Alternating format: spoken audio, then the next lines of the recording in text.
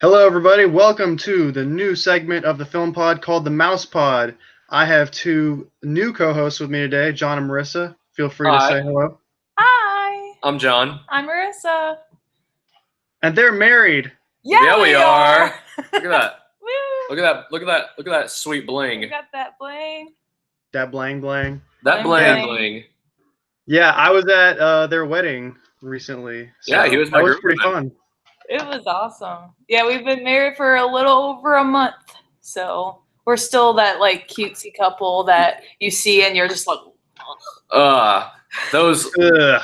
freaking losers in love. how dare they be happy with their life choices? Yeah, no, I'm happy for y'all You make the because general thank public- you. You make the general public sound like Westboro Baptist Church. It's like, how dare they be happy? Period. How dare they be happy? you didn't let me finish. I said I'm happy for y'all because that's not what I want in my life right now. So it's great that y'all like it. So Yeah, we do like it a lot. that's awesome. If you guys want to go ahead and share the link to the stream, the link should be on my channel. If you just would go ahead and share it on Facebook or whatever social media you want to share it on, and Totes. you can tag me in it too. And how do I do that? Is it the same link that you sent me? Probably not. No, that's the link to get on the stream. If you Right. want to just go on my channel, the most recent video should be this stream, Okay. and you can just get the link and share it on whatever social media you feel like. All Usually right. people do give me a Facebook second. because it's the easiest, but yeah. So this is going to be our Disney-themed podcast. It's a new segment because Ivan is tired of Hollywood blockbuster mainstream Disney movies because everything is owned by Disney now. That's a mainstream property. So It's I true. figure with John and Marissa, since they're the biggest Disney fans of all time, it'd be a good way to review those types of movies without having to rope Ivan in. He found the. I accidentally clicked on the video, and so I just hear like you from 10 seconds ago. It's like a weird time paradox. Sure. It was kind of creepy. Yeah. Sharing. Sharing is caring. Sharing. Sharing is a caring. Yes, it is. Let's see.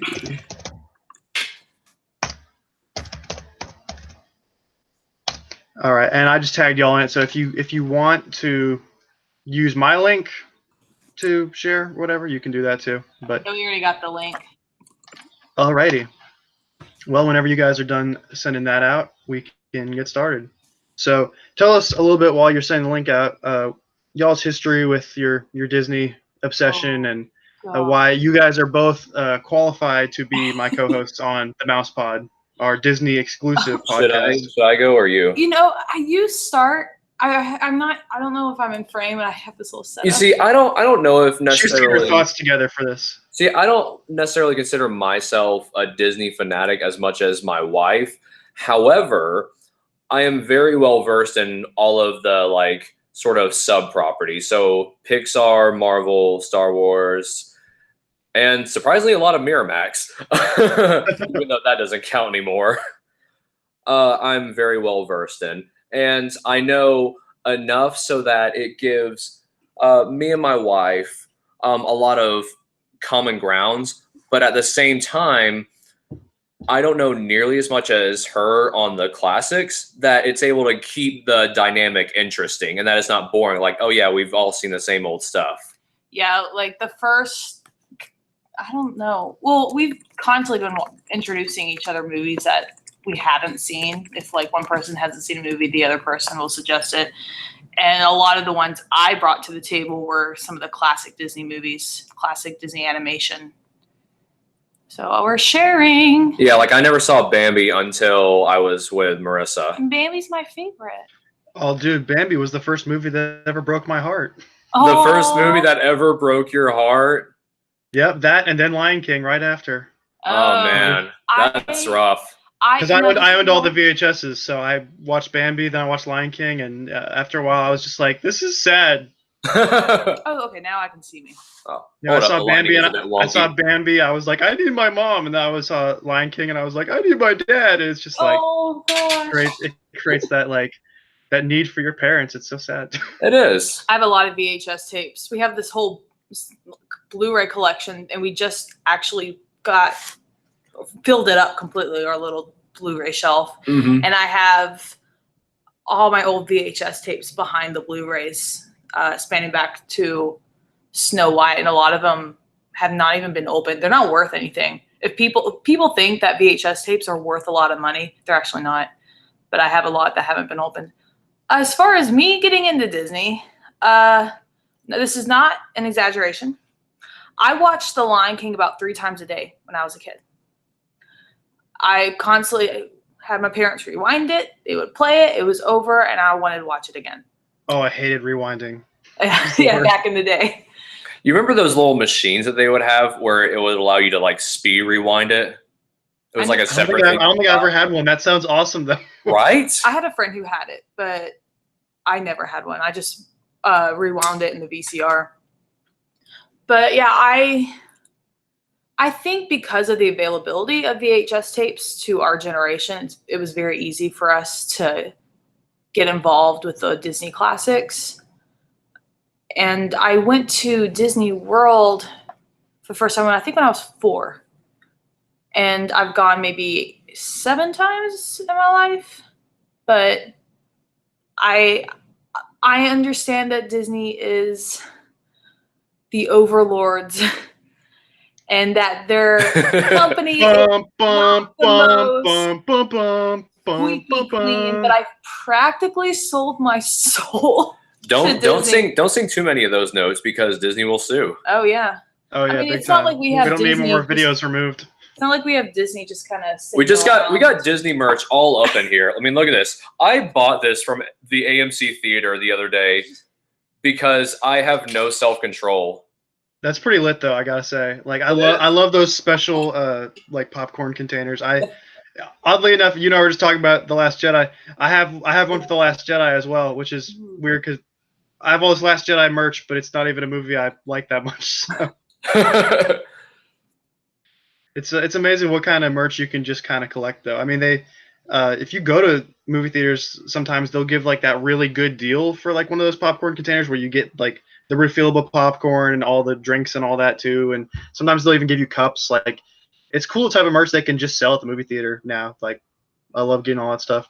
Speaking of merch, have you been to like a Target or a Walmart lately and go to the toy aisle?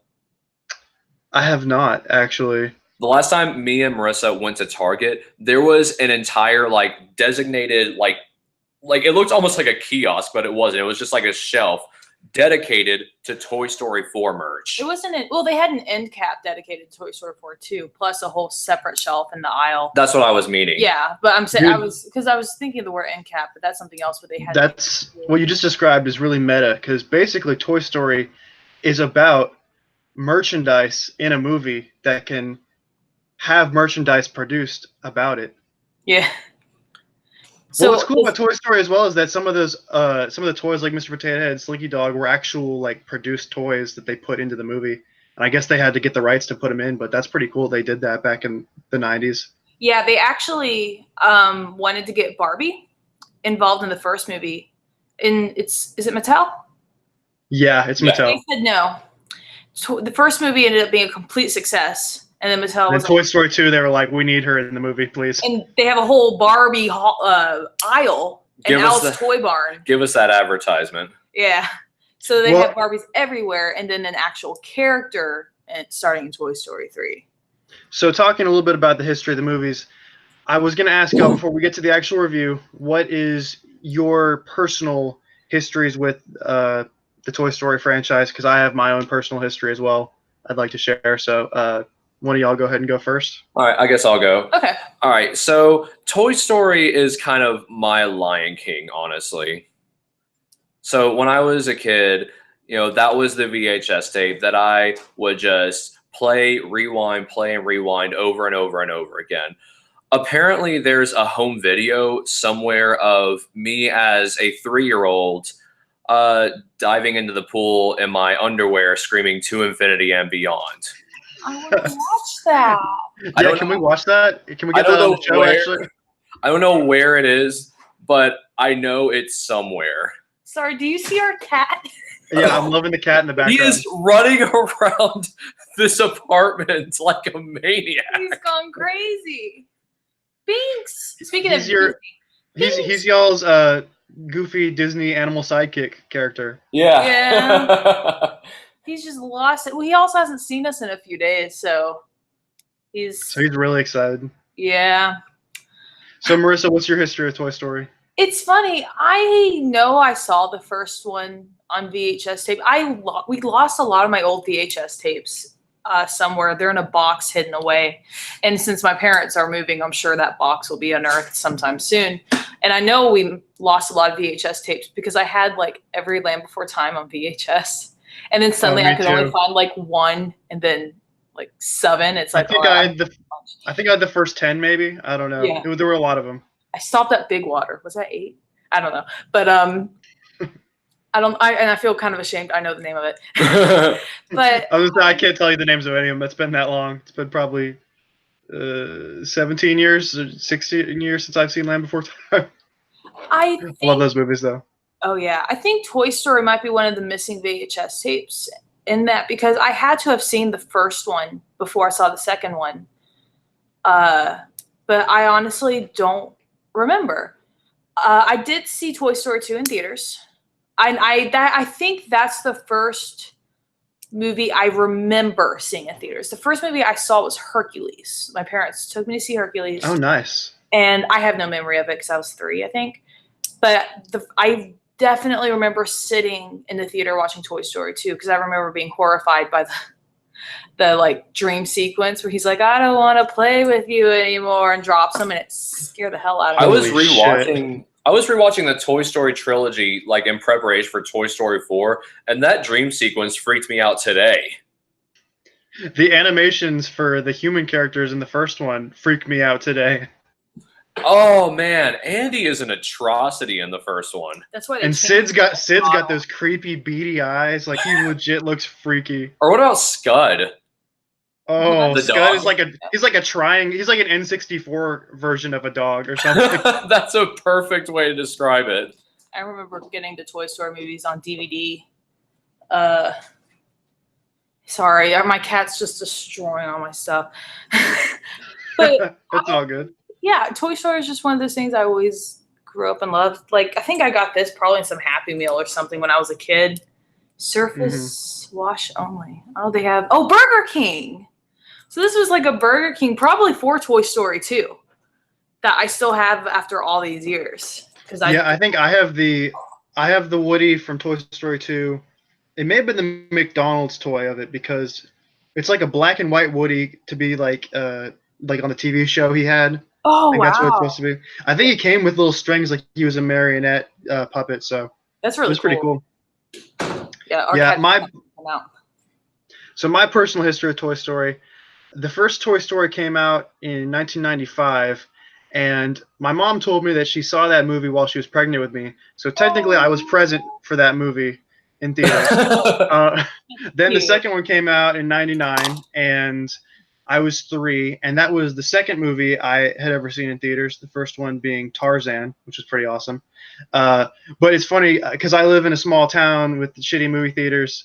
Actually, I don't know if I can curse on the Disney on the mouse pod, but crappy movie theaters. And so the first time we saw Toy Story 2, halfway through the movie, the projector just broke. So they gave us our money back, and we got to go see it again like later that week, and it worked that time.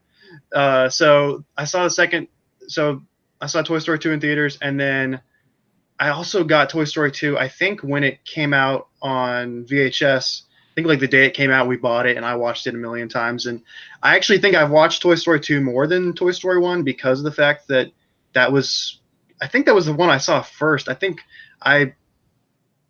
maybe like my uncle or my cousins or something gave us their copy of the VHS of the first Toy Story. So I don't think I saw the first Toy Story until after I saw the second one, which as a kid, it didn't really make a difference to me. I watched both of them. I grew up with both of them pretty religiously, watching them all the time. And so then about 11 years later, the third one came out, and that was just like a nostalgia fest. And that was Like that movie just hit me. Like, I feel like of the first three, I kind of like the third one the least because it's the most. I don't know. It's the most sappy, which to me is just I don't know. I don't like that as much, but it's still a great movie. But I saw that one in theaters when it came out, and then obviously I saw Toy Story 4 a couple weeks ago in theaters. So technically, I've been present for all four Toy Story movies in theaters, which has been pretty cool. That's really even cool. though I have no memory of the first one because I was not alive, I was in the womb. So it's funny because oh, sorry, I don't want to hijack your story. Oh, I was just gonna say. So all I wanted to say is that I've really grown up with this franchise, and that now that we're at 4 and I'm a 22-year-old, it's crazy because it's like at this point I'm all grown up, and these movies have happened throughout literally my entire life, even before I was born. So now I'm kind of at the point where I really hope they don't make another one because I really think the third one was where they could have ended it, but this one was where I'm kind of like this is where. I really don't think they really don't. Yeah. This is where I mean, maybe they could make it good, like a fifth one. I wouldn't be surprised if they made it good because I was surprised by this one. I thought they couldn't go any further with Toy Story 3, and yet they surprised me with this one. So who knows? Yeah, and I guess we'll get into the review here a little bit about the Toy Story 4. But what I thought was interesting about Toy Story 4 was that upon watching Toy Story 3 again, I kind of realized that. The third one was kind of the end of Andy's arc and that whole part of his character and their story with him, but really there was kind of more to tell with Woody, especially since they left the Bo Peep thing open. Mm-hmm. So I feel like they had room with this one to make another one, but I really with a lot of the cast members now being dead, like Mr. Potato Head and Slinky Dog, like the original voice actors being dead, I kind of feel like you really don't need to make more after this. This is I think a fine place to be done. And Pixar needs to stop making sequels because unless it's Toy Story or The Incredibles, which The Incredibles 2 was decent, I haven't liked any of the Pixar sequels, so I really think they need to stop. You didn't like Cars 2? Make some new stuff. I haven't seen Cars 2 because I heard how bad it was. I saw that in theaters for some reason. I remember walking out and being like, that wasn't a good movie. I tried to watch Cars 2, and I stopped the DVD about the time Mater eats like a crap ton of wasabi. That was where I was like, this is stupid. I do want to say one thing. Toy Story 3 came out in 2012, right? 2010. That sounds about right. 20 what? 2010. 2010? Wow. Yep. It was that early? Yeah, I was only in middle school when that one came out. I was like 8th grade, maybe. 7th grade. Whoa. Okay. For some reason, it feels like did our cat? No, that was your me. Foot. Okay. I thought our cat broke out. Anyway, I was in high school. I had just gotten into. It was the summer before I started high school. No. I finished 9th grade, so I was going into 10th grade, and so watching Andy have to go off to college was like really emotional for me because I knew I was going to be doing that really soon. And it's funny because I remember every point that I started like a new cry when I saw Toy Story 3. And the first one was when they were like going towards the furnace or in the furnace going towards the fire. But the second time the tears hit me was when the mom walked into his room and saw everything was empty. And she was like, and I was just like, that's going to be my mom soon. So that was just kind of like for me, I was like, oh my gosh, I'm in high school and Andy's just finished high school and I'm getting old. Now I'm out of college. I actually did take this Woody with me to college. Oh, wow. Yeah, I had to. But are we ready to get into Toy Story 4? Yeah, let's legit get into it now. So, yeah. So Toy Story 4, it's a story about a spork. Yeah. Oh my gosh. So this is a story all about a spork. We legit this entire because we were just in Ohio. We've been quoting Toy Story 4 this entire time. If something's miserable, we'll be like trash. Like that's what we've been doing this entire time. The hallways were filled with trash, literally. Oh yeah, we did not have a good experience in one of the hotels. It literally was trash. Forky would have felt at home sitting in that hotel. And I'm not going to get into it. I'm done talking about the hotel. But speaking of Toy Story 4, Toy Story 4 was directed by Josh Cooley, some guy who I don't know. It's his this is This is directorial debut. He's the replacement for John Lasseter, which is good. So, Yeah, who molested all these women. I don't know any details about what happened, but it sounds like he was pretty shitty person to work, pretty crappy person to work with. So, but I do think John Lasseter had something to do with like the initial creation of the movie. I think it was before he got let go or whatever. I'm pretty sure kind of started the story process for it or whatever. So it's I almost kind of wonder now that he's no longer there if they'll even really try to make another Toy Story after this, because I think the only reason they made this one was because I think he wanted to make it, and then they were already partway through the creative process for it when he got let go. So they were probably. That is very insightful, and that sounds pretty on the nose, actually. They would have already been talking about the story idea, even probably when Toy Story 3 came out. They probably were already tossing around ideas, because it takes a long time to make one of these movies. So. Oh yeah, and I think I honestly would not be surprised if they were playing around with storyboards for a fifth one. No, you mean a fourth one? Because I was like, oh, I don't want a fifth one. It could Jackson, don't give them ideas. The fifth one about how it's a soul-searching journey Buzz Lightyear's going to go through because he was barely in this one, which honestly is my one complaint about this movie. Okay, if we're going to talk about negatives for a second, Buzz Lightyear's my favorite character in the whole franchise, and I mean I liked him in this movie, but like he was so sidelined compared to the other three movies. And while I get that it was Woody's story, I still feel like Buzz was such an important character throughout that you could have given him a bit more of a role. And I mean, same with Jessie. Like, she didn't get to do that much, and she was another great character that's been kind of a lead through the last few movies. So I felt like I don't know. The ending a bit more of a emotional punch, more than it already was if we had showed Woody interacting with Buzz and Jessie more. Yeah, because it's like, oh man, I want to feel emotional for Woody and Buzz, kind of breaking apart, but I didn't see them together much in the movie, so it's kind of hard to form that connection. This should have been about the two of them more so, or at least focused on them a bit more, because their friendship was kind of the beginning of the whole franchise, and I feel like that's really the only thing left that they could have focused on, and even then they didn't really give it that much time, honestly. Yeah, I totally agree. Buzz's storyline was spent on him realizing that he needs to become a leader, because he was always just a follower. He did whatever Woody said they needed to do. I did like the whole inner voice. I like that too. It was funny, but I also feel like I don't know if Buzz has ever been that goofy in movies, like especially the 2 and 3. I don't feel like I don't feel like he was like. I feel like he seemed a little dumbed down in those moments. Yeah, I can see that. Yeah, but still, I mean, like he wasn't like mistreated as a character. He just, I felt like he was a little underutilized. Yeah, and a lot of people talk about how they're really upset that the other toys in the group didn't really get to do much, and I don't know. I feel like for the most part their arcs were all completed in the third movie, so it really didn't.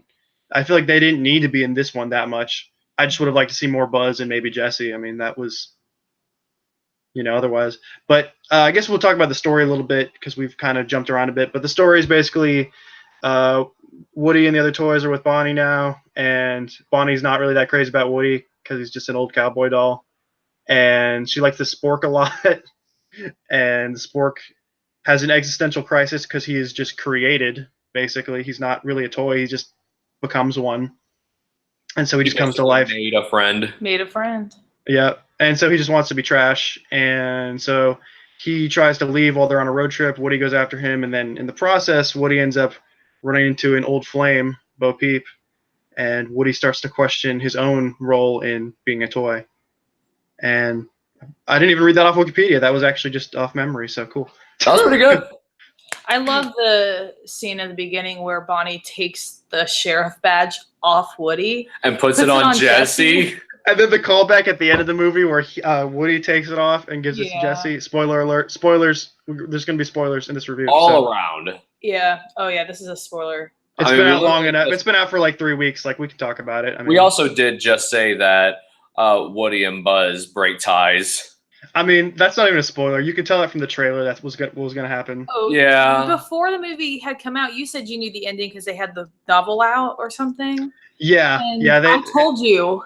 You were like, "What do you think's going to happen?" I was like, "Oh, Woody's going to stay with Bo Peep." Yep. Like, and that was pretty much what I read, and it was true. So, Mhm. I mean, it was the ending that made the most sense. And it's weird because I've seen a lot of reviews on YouTube of people that I guess just really like the ending of the third one, and they're like are upset that this one in a way kind of undid it. But I mean, Woody just needed to move on because his sort of job was over when Andy grew up, and the other toys, because they were not necessarily as like had as much of a bond to Andy, they were able to move on, but Woody kind of had to do a new thing because he needed to start a different phase of his life. So I don't know. It was a very mature ending. Like I don't think a lot of other animated franchises would have done this. Most of other franchises would have just been like, all right, and then they're going back to the status quo. Woody and friends get together and they're all happy together. Like. Have But you no, seen? they took a risk and it paid off, in my opinion. Have you seen Ralph Breaks the Internet? I have not. It actually has a very similar ending, and I was very impressed because I didn't. Is that similar to John Higgins Breaks the Internet? What? Oh, our internet not working. Oh. No, I don't want to spoil Ralph Breaks the Internet then for you. True. Yeah, don't spoil it for me. No, but it's got a surprising ending that I didn't think they would go for, and I feel like it's actually got a really good message that a lot of people need to hear. And movies, I don't think would dare to talk about because cool. So the movie itself was okay, but I really liked what it had to say. But some more on. Sorry, not to interrupt you. I guess we just have to. What other things about the Toy Story 4 do we want to talk about, though? Given that we're, I guess, a bit on a time crunch and we want to kind of get moving through it a little bit more. The animation on Bo Peep at the beginning had me floored. The animation in general was what I was going to bring up next. The cat. I mean, just all the backgrounds, all the environments, like it looked photorealistic, but it still looked animated enough to where it didn't look uncanny. Yeah, it wasn't like weird, but it just looked really good, and I would go as far as say this is the best looking Pixar movie ever made. Yeah, it wasn't so realistic that it looked like Grand Moff Tarkin in Rogue One. Oh God. I do think Pixar has kind of gotten into the uncanny valley territory, like with Monsters University. When they go out to like that lake in the human world. Oh man, I forgot about that. It looks like a real lake, and it actually weirded me out. I was just like, this looks a little too real for an anime. Well, and the different franchises in Pixar sort of have different styles, and I don't think that works as well for Monsters because like Monsters Inc. is a very cartoony movie. These are very cartoony characters. You can make the environments a little more realistic, but for the most part, it's very abstract. Toy Story is meant to replicate a lot of aspects of real life because all the objects are supposed to look somewhat real. And even the first movie was they chose toys because that was what they could most accurately represent given their animation quality at the time. So like Toy Story, I feel like should try to push the envelope for, I guess, semi-realism or maybe stylized realism, you could say. Minus the people. The people do kind of look like regular Pixar humans, like modern Pixar humans, which is fine because if they tried to go really realistic on humans, it would just be very uncanny. Exactly. But I mean, the textures on all the toys looked fantastic. The texturing. Whoever was in charge of the texturing for this movie, good job. Oh yeah. Yeah. The reason I brought up Bo Peep is because she's in the first two movies, and her skirt never moves. It's always a static, poofed out skirt. Mm-hmm. So when you have that scene of that rescue scene with RC at the beginning, you see Bo Peep's skirt sway. Threw me off. I was like, that looks absolutely incredible that they can actually do that. They're comfortable with animating her skirt. The last time we saw her, they didn't even dare. It was just too challenging at the time. Well, and Bo Peep as well, she was a completely, like 100% different character in this movie than she was in the first two. Mm-hmm. And I'm not saying that as a bad thing because I like her a lot more in this movie than I liked her in the first two. She's given something to do. Yeah, in the first two, she just didn't do anything. She was I guess I don't know, just there to be a love interest for Woody. But in this movie, she has a real role, and I'm not sure how a porcelain toy can be that acrobatic and that flexible to move around like she did. But she was really cool. Yeah, I love how just she kind of opens Woody up to this whole new world. Not to go to More another Disney Disney movie. references. But, oh god, I didn't even see but Aladdin. I love the idea of these toys gaining a greater sense of autonomy. You're introduced to these whole communities of toys that don't even have an owner, and they're totally cool with that. Well, and it adds some weird kind of existential things too. Of like, I've seen some videos people talk about how they're like, the toys are slaves to humans and their existence is awful. And I'm like, I like the way the movie does it, but I don't want to think too much harder about it because it is pretty horrifying when you really think It too hard brings about up it. a lot of horrifying existential scenarios. I wonder if there's a toy who has had so many owners that he doesn't know who he is anymore. So, and Woody, he had Andy and sort of had Bonnie, and a lot of Bonnie's toys might go on to another owner as well, even some of Andy's. But I wonder if there's this toy from like the 1800s that's like, oh, I remember my fifth owner, and it's like a family heirloom, and they're just like really jaded and they don't believe in free will. That'd be Toy Story 5. No. If they ever do Toy Story 5, this is what I want them to do. And Pixar, don't take this idea. Don't make Toy Story 5. Or if they want to make another Toy Story movie, I think they should make a spin-off. I don't want them to continue this story. Well, they have the little spin-off little shorts. Yeah, those are fine. I'm over here. Come over here. I'm coming. But I was going to say, if they do Toy Story 5, I would love it to be a commentary on modern children's entertainment and have, like, the toys are just totally neglected because all the kids are on smartphones and smart devices. Oh, yeah. That would be like all they could really do next, because you have any of the characters get older and you're going to get into the time period where kids don't really play with toys nearly as much anymore, especially once they hit like a certain age. I mean, that's why Toys R Us, well, that and the fact that Amazon exists, but Toys R Us, went out of business, and I know that the toy sections at Walmart are getting smaller and smaller. I disagree. I worked in a school. Kids play with toys. How old are the kids? Elementary school age. Okay, but once they get to be like 10, they don't play with toys as much. I've read like studies that they just statistically, it's not that they don't play with toys at all, but just that they, over time, they're playing with them less and less, and toy sales in general are going down. And it's because a lot of them have all these apps on their phone or their iPads they can use. So yeah. I don't know what it'll look like in 10 to 20 years. Like, I disagree with Toys R Us saying that kids moving into smartphones is what killed them. I think they didn't understand how to meet the demands of shipping and availability, product availability.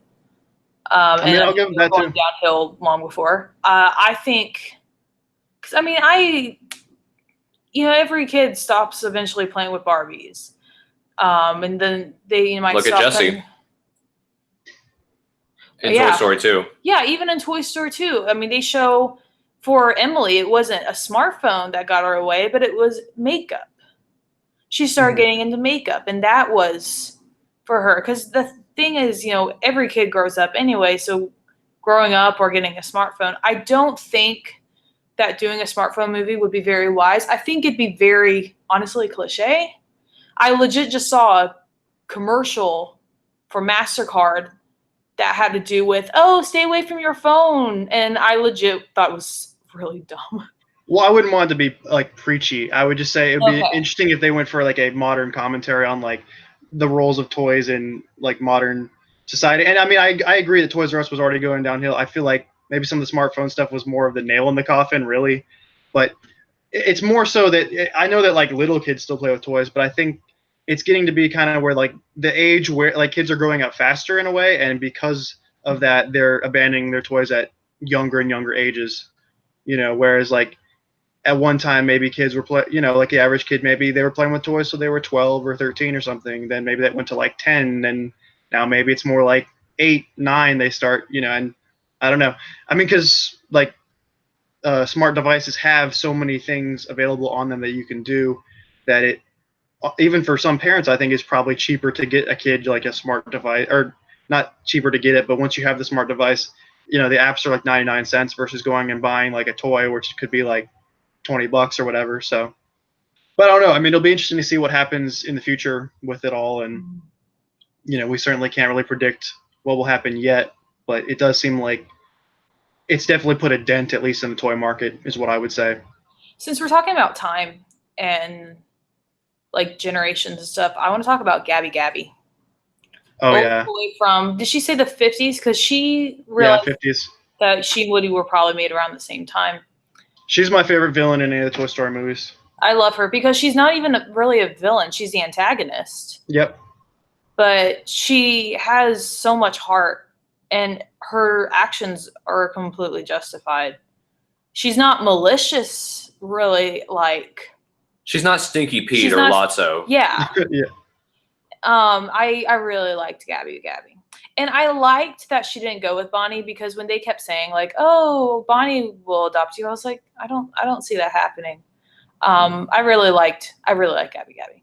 I really liked what they did with her, and I mean, in the same way, I think, Sid wasn't really the villain. He was just an antagonist. He didn't know the toys were alive when he was like, torturing them, basically. That's actually a good point. He didn't know. His actions are as malicious as you would think. Yeah, and then when he does find out, he becomes a garbage man, so he can save toys, I guess. I don't know. That's the fan theory.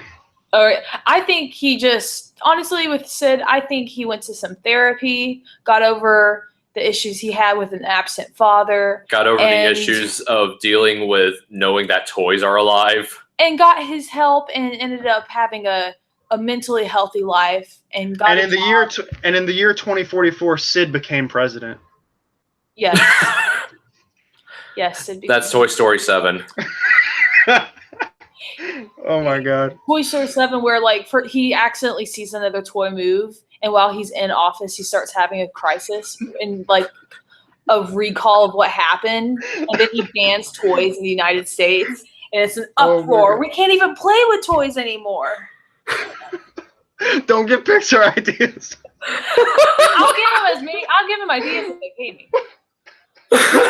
Yeah, so Toy Story 5 is the smartphones take over. Toy Story 6 is just this totally the toys are just on the run because they don't have a purpose anymore. And then in Toy Story 7, they've now become illegal, so it's even harder for them.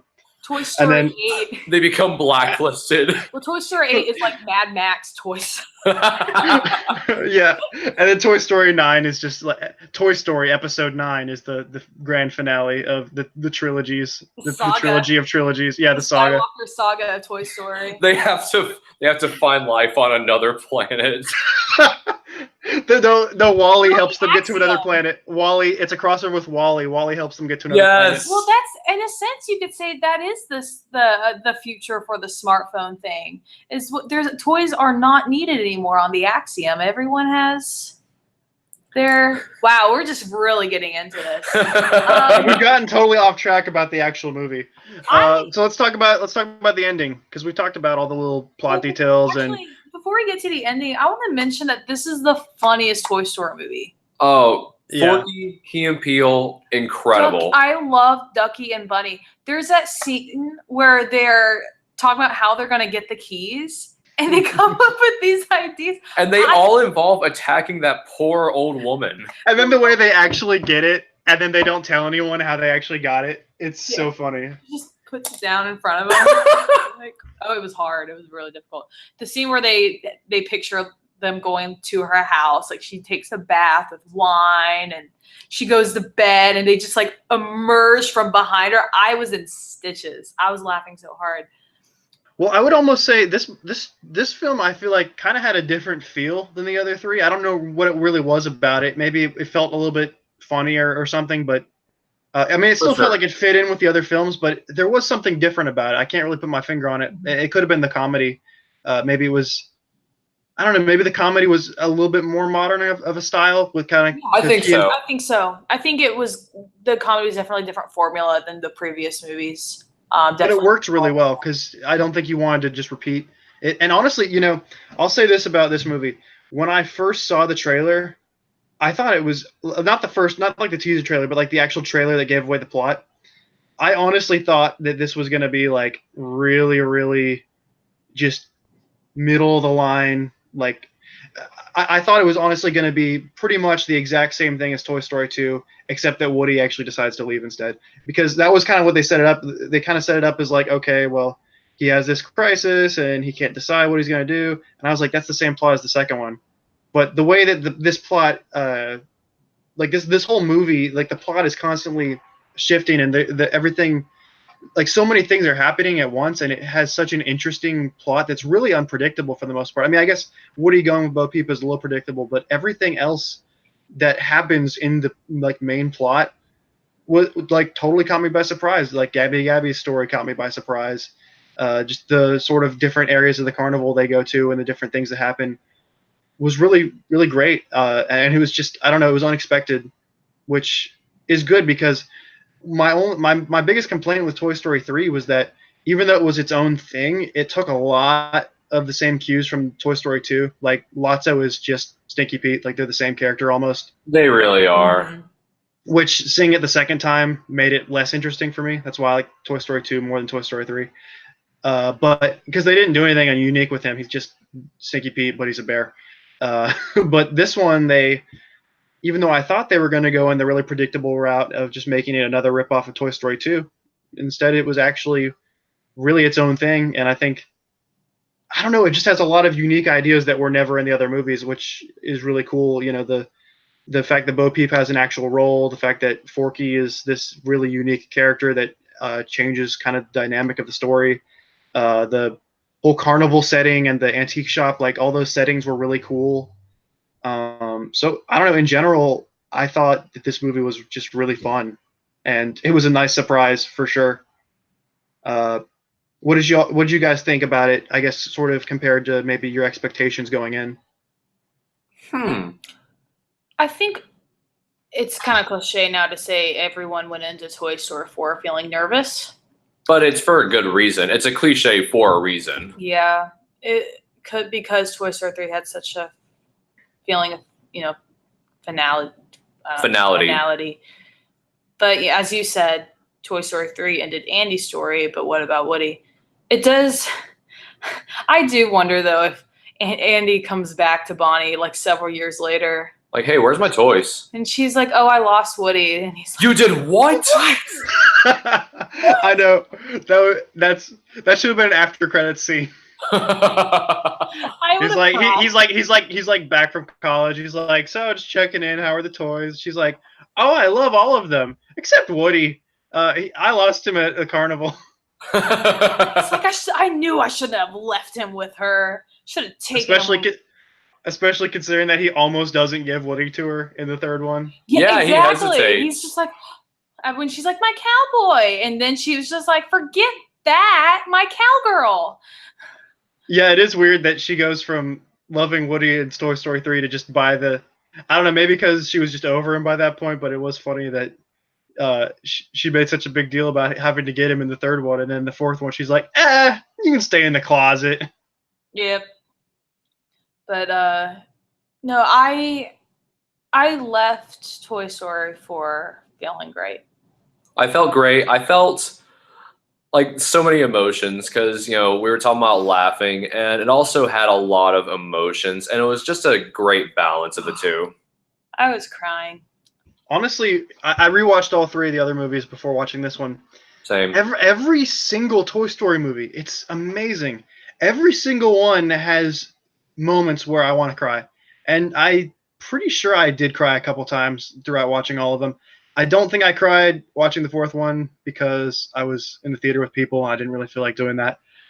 But, I'll probably cry when I rewatch it again, digital or Blu-ray or whatever. But, yeah, overall, I mean, I guess we'll talk about a little bit the ending, because that's really the main thing in this movie that makes you want to cry. Really, the rest of it was pretty upbeat, pretty happy, but pretty funny. The ending though was just for me, the moment, Woody is going back with Buzz, and Buzz is like, she'll be okay, and you think he means Bo Peep, and then he's like, no, Bonnie will be okay. Go with her, be with her, because he knows that's what Woody really wants to do. And then, and then all his friends come in and hug him, and they say goodbye, and he gives Jesse his sheriff badge, and that was where I cried right there. Oh. I was like, oh.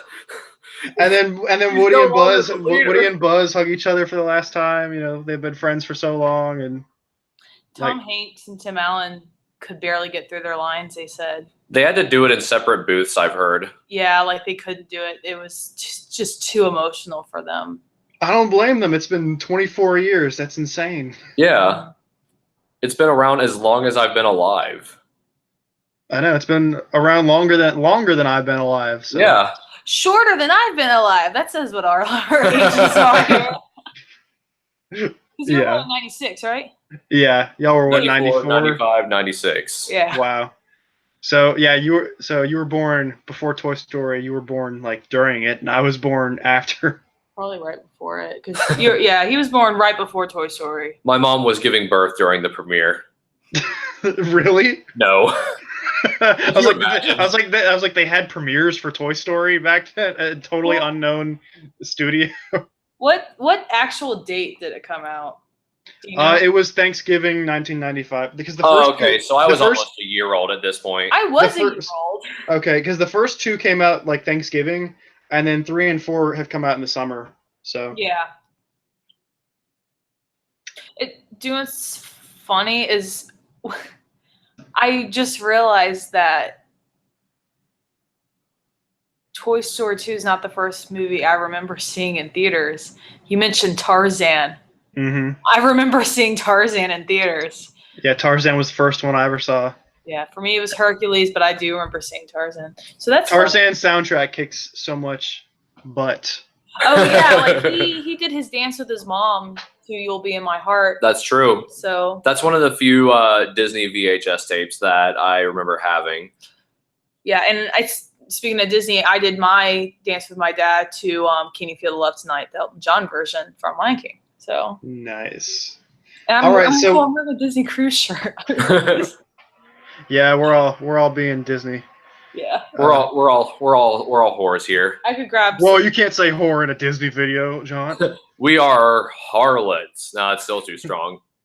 We're Disney fanatics. There we go. Strumpets. Yeah. There we go. That's actually in Disney strumpets. That's actually said in Hunchback in the song Topsy Turvy, so we can say it. It's also said in Pirates of the Caribbean. But that's Pirates. That's PG-13. True. Hunchback should have been PG-13. Hunchback's amazing. That one, it's funny because we could have a whole separate video about the live action remakes, but I feel like we may have to that could be a good episode, not to cover necessarily one, but just talk about them as a whole. Yeah, especially, and I know you just said you haven't seen Aladdin. We were on a Disney cruise ship when Aladdin premiered, and if you're on a Disney cruise ship when a Disney movie premieres, they actually play it on your ship. So we got to see Aladdin. Thank God I didn't have to buy a ticket. Maybe when the live action Lion King comes out, that's like pretty soon, right? Or did it already come out? I don't want to see it. Well, no, I was gonna say maybe when it comes out, or maybe when the next one comes out. Isn't Mulan coming out, or Little Mermaid, or something? I don't want to see it. Mulan's next. After whenever the next one comes out, we'll do a whole video on all of them or something. I wish they would stop. They bring in so much money. The Jungle Book one was good. I'll give them that one. I really liked it. Passable. I don't know the ending. The ending's dumb. Okay, but other than the ending, I'm just talking from a technical standpoint. That movie looks amazing, and I don't know. I thought it was fun. I actually think Aladdin's the best. I don't know. I was never that invested. I was never that into the original Jungle Book movie anyway. So maybe that's why I like the live action one. Whereas Aladdin, Aladdin, I refuse to see because I love the original so much. Aladdin is the best simply for being competent. It's actually beautiful. The problem is the third act falls apart. But yeah, and I heard they made the movie 2 hours and 20 minutes. It's way too long now or something. It was. It's funny. I didn't really think about that. I think it's because we were on the ship. It was our last night on the ship. So it's it could have gone as long as it wanted. I didn't want to get off. Your But, last night on the Disney cruise got to remind you Exactly. the things you don't like about Disney. But I loved Will Smith as a genie. I've heard he's the best part, He really is. which And isn't saying much, but There's some really funny little Easter eggs in there too that I got a kick out of. But I will say Aladdin's the best, and that's not saying much, but Take it for what it's take worth. it for what it's worth. yeah. Well, hey, I think we're out of time for tonight, but what would y'all rate Toy Story 4? I'm going to give Toy Story 4 a 9.5 out of 10. Yeah. Marissa? It's funny. I agree. Because I think, the reason why I give it a solid A+. And I think the reason why I don't quite give it a 10 is because while it is very well crafted and it does have good comedy and good emotions, they do shortchange Buzz. And this is more of a nitpick than anything else, but they play very fast and loose with the toy physics. Oh, for sure. There's a scene where that was Buzz much better flies done in the into, first couple movies. like a carousel or something like that. No, it wasn't a carousel. It was like a spinning type ride, and he slams right into it, and not a wing, not a chip on him. He just walks it off. Whereas in the first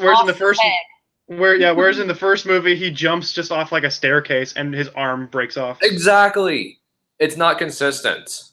Honestly, they should have had something on him break. Just I don't know. It could have been a callback to the first movie. It would have been funny if he runs around with he loses a leg or something, or loses a wing, or I don't know. It'd be funny.